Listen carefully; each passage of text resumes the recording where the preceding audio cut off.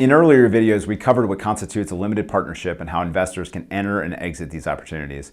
Determining good versus bad opportunities usually comes down to a few factors. So first, what do you want the investment to do?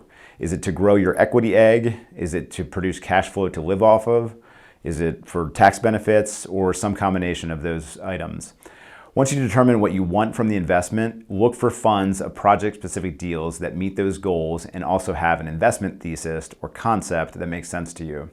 In places like Missoula, Bozeman, and Kalispell, the investment concept usually revolves around the sustained population growth and overall desirability of the areas and finding supply gaps within those markets.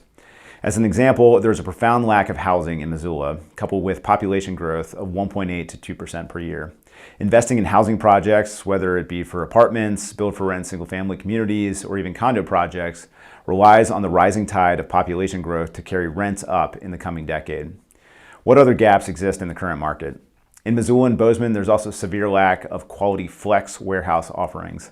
Vacancy in warehouse in Missoula is less than 5% and is really difficult for companies looking for last-mile distribution facilities to find them. As a result, rents have climbed considerably for this asset type. So an investment thesis might center on filling that particular market gap. Once you find an investment concept you like, ask yourself if you are comfortable with the risk associated with each geography and each asset type. That's next up in our series on limited partnerships.